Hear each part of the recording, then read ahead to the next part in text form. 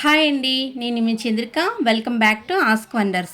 ఈరోజు వీడియోలో ఆరోగ్యానికి ఎంతో మేలు చేసే కరివేపాకు పొడిని ఎలా తయారు చేసుకోవాలో చూసేద్దామా. ఇది మనకి హెయిర్ ఫాల్ అవ్వకుండా ప్రొటెక్ట్ చేస్తుంది అండ్ దీన్ని మనం రోజు అన్నంలో కలుపుకొని తింటే చాలా టేస్టీగా ఉంటుంది. ఇంకా దీనివల్ల చాలా బెనిఫిట్స్ అయితే ఉన్నాయండి. ఇది కంటికి చాలా మంచిది, స్పెషల్లీ వెయిట్ లాస్ కూడా చాలా మంచిది అని చెప్పవచ్చు. మరి ఈ కరివేపాకు పొడిని ఇంట్లో ఎలా సింపుల్గా తయారు చేసుకోవాలో చూసేద్దాం. పక్కా కొలతలతో చూపిస్తున్నానండి. ఇక మరి అస్సలు ఆలస్యం చేయకుండా ఈ కరివేపాకు పొడిని ఎలా చేసుకోవాలో చూసేద్దామా. ముందుగా నేను ఇక్కడ ఒక పెద్ద కట్టని కరివేపాకుని తీసుకున్నానండి. చక్కగా శుభ్రం చేసుకొని ఒక బట్ట పైన ఆరేసుకొని చక్కగా తడి లేకుండా చూసుకోవాలండి. ఎక్కడా కూడా మనకి తడి ఉండకూడదు, అలాగని ఎండలో కూడా మీరు ఆరపోయకూడదు.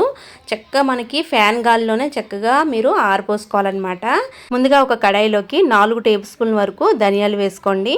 అలాగే పొత్తు మినపప్పు ఒక 2 స్పూన్లు వేసుకోండి, అంటే నల్ల మినపప్పు అనమాట, పొట్టు ఉంటుంది. అలాగే 3 టేబుల్ స్పూన్ల వరకు శనగపప్పును తీసుకోండి. 1 టేబుల్ స్పూన్ వరకు మెంతులను తీసుకొని చక్కగా డ్రై రోస్ట్ చేసుకోవాలన్నమాట. ఎలాంటి ఆయిల్ కూడా మనం యూస్ చేయకూడదండి. చక్కగా పప్పులన్నీ కూడా మంచి కలర్ వచ్చేంత వరకు వేయించుకోండి.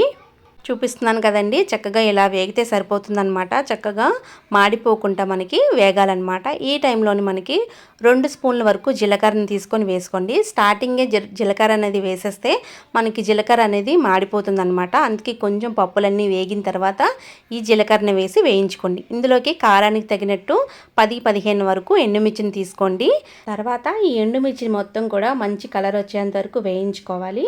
ఇలా వేగుతున్నప్పుడే మనకి ఇందులోకి రాక్ సాల్ట్ అనేది తీసుకోండి, కల్లుప్పు అనమాట. మనకి ఈ పొడికి కల్లుప్పు అనేది వేసుకుంటే మంచి టేస్ట్ వస్తుందన్నమాట. అందుకే ఈ కల్లుప్పుని కూడా మనం కొంచెంగా వేయించుకోవాలి. ఉప్పుని కూడా వేయించుకుంటే చక్కగా మనకి పౌడర్ అనేది ఒక 3 months వరకు చక్కగా స్టోర్ చేసుకున్నా మనకి పాడవకుండా ఉంటుందన్నమాట. ఈ టైంలోని ఒక పావు చెంచా వరకు పసుపును కూడా తీసుకోండి. పసుపు తీసుకొని 1 నిమిషం పాటు ఇలా వేయించండి. ఇలా వేగిన తర్వాత ఇందులోకి 1 టేబుల్ స్పూన్ వరకు ఇంగువ కూడా తీసుకోండి. మంచి టేస్ట్ వస్తుందన్నమాట. పొడి మంచి సువాసనతో గుమగుమలాడుతుందన్నమాట.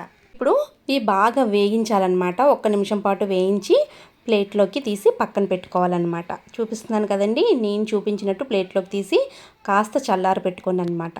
ఇప్పుడు మనం తీసుకున్న కరివేపాకు అంతా కూడా మళ్ళీ అదే కడాయిలోకి చక్కగా మనకు ఆయిల్ అవి ఏమి వేయకుండా ఉత్తి డ్రైగానే వేయించుకోవాలన్నమాట.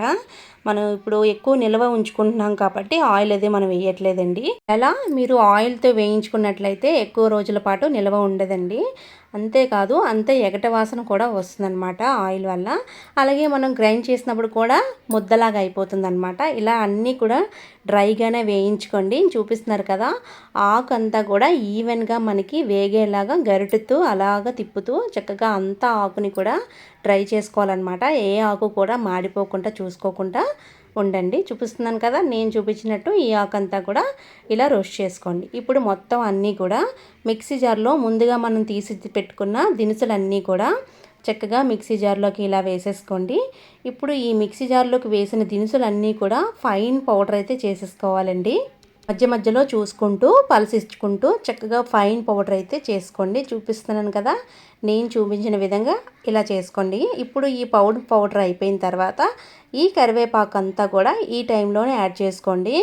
ఇప్పుడు ఇందులోకి వెల్లుల్లి ఫ్లేవర్ అయితే ఉంటే చాలా బాగుంటుంది కాబట్టి ఈ టైంలోని పొట్టుతో ఉన్న వెల్లుల్లిపాయల్ని ఒక 10-15 వరకు వేసుకోండి. ఇలా వెల్లుల్లిపాయలు కూడా వేసుకుని ఒక్కసారి మనం పలసిచ్చుకుంటూ చక్కగా గ్రైండ్ చేసుకుంటే పొడి మొత్తం చక్కగా మనకి ఇలా వస్తుందన్నమాట. చూడండి ఎంత బాగా వచ్చిందో పొడి. ఇలా ఉంటే సరిపోతుందన్నమాట. ఇప్పుడు బౌల్లోకి ట్రాన్స్ఫర్ చేసుకుందాం. చూస్తున్నారు కదా ఎంత బాగుందో కరివేపాకు పొడి. మంచిగా చక్కగా మనకి ఎలాంటి గడ్డలు లేకుండా చక్కగా మనం పొడినైతే రెడీ చేసుకున్నాము. చాలా బాగుంటుందండి. ఒకసారి నేను చెప్పినట్టుగా అంతా డ్రైగానే చేసుకోండి, ఆయిల్ వేయకుండా. మీకు ఎక్కువ రోజులు నిల్వ ఉంటుంది. అలాగే స్టోర్ చేసుకున్నా కూడా ఏమీ పాడవకుండా ఉంటుందన్నమాట. ఇది మనం నువ్వుల నూనెతో కానీ అలాగే నెయ్యితో కానీ వేడి అన్నంలోని కలుపుకొని తింటే చాలా టేస్టీగా ఉంటుంది. డెఫినెట్గా ట్రై చేయండి. ఈ వీడియో మీకు నచ్చినట్టయితే లైక్ చేయండి, షేర్ చేయండి. మీ అమూల్యమైన ఫీడ్బ్యాక్ని కామెంట్ సెక్షన్లో కామెంట్ చేయండి. మరిన్ని వీడియోస్ కోసం మా ఛానల్ని సబ్స్క్రైబ్ చేయండి. Thank you for all.